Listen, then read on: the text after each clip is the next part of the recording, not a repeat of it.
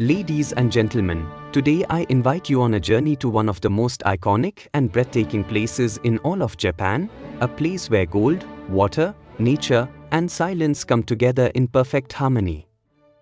A place that glows in the sunlight, stands still in the breeze, and reflects the soul of a culture. This is Kinkaku-ji, the Golden Pavilion. Located in the northern hills of Kyoto, Kinkaku-ji is a Zen Buddhist temple and one of the most visited landmarks in Japan. But it is more than just a tourist attraction. It is a symbol, a story, a poem written in architecture and reflection. Let's begin with its name. Kinkaku-ji means Temple of the Golden Pavilion. The original name, however, is Rokuoji. That name honors the temple's founder, Ashikaga Yoshimitsu, the third shogun of the Ashikaga shogunate. He built the pavilion as a retirement villa in the late 14th century, around the year 1397. After his death, the villa was turned into a Zen temple, as he had requested. So this golden temple was not built for monks or worship at first. It was built for rest, for beauty, for peace. And it shows. The building itself is 3 stories tall, but each floor is designed in a completely different architectural style. The first floor is called the Chamber of Dharma Waters. It's built in the Shindanzukuri style, the style used in aristocratic homes during the Heian period. Made of natural wood and white plaster walls, this floor has a simple, open feeling. It's close to the ground, close to the earth. The second floor is known as the Tower of Sound Waves. This level is built in the bukke style, which was common in samurai residences. It's more enclosed, with wooden shutters and elegant curves. You can sense strength here, the strength of the warrior class. And finally, the third floor. It's called the Cupola of the Ultimate. Built in the style of a Chinese Zen hall, this floor is fully covered in gold leaf, inside and out. It reflects the light. It radiates power. And at the very top of the roof, you'll see a golden phoenix, a symbol of rebirth and spiritual purity. It is this blend of architectural styles, balanced so perfectly, that makes Kinkaku-ji so unique. But more than the structure itself, it's the way it connects with its surroundings.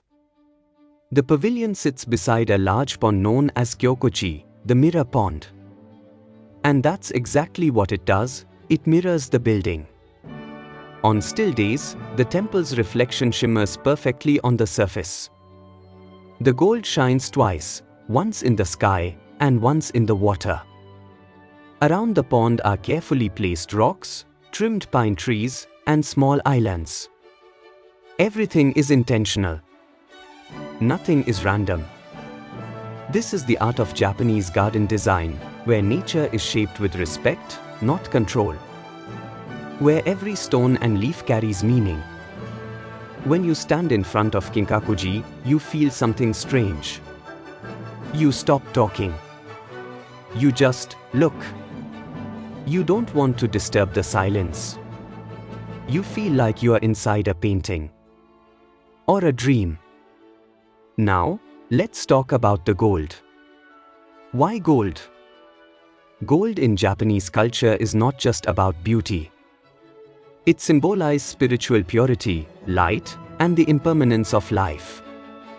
In Buddhism, the golden glow represents enlightenment, the state of being free from suffering and desire.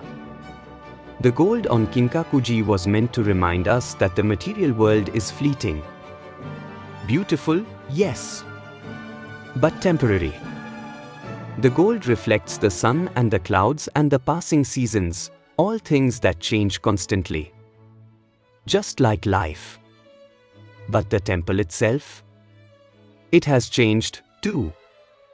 In 1950, a young monk set fire to Kinkaku-ji. The building was burned to the ground. Only the foundation remained. The story shocked the country. It was later turned into a famous novel by Yukio Mishima. But the people of Japan didn't give up. The temple was rebuilt exactly as it was, same design, same golden finish. In 1955, it reopened, more beautiful than ever. It became a symbol of resilience, of how beauty can be born again, even from ashes. Today, over 5 million people visit Kinkaku-ji every year. They walk along the path that circles the pond. They take photos, but they also reflect. They visit the small tea house nearby. They drink matcha and eat sweet mochi. They breathe in the smell of pine and incense. In every season, Kinkaku-ji offers something new. In spring, cherry blossoms frame the pavilion like a painting. In summer, the green leaves and bright sun make the gold sparkle even more. In autumn, fiery red maple leaves add warmth to the scene.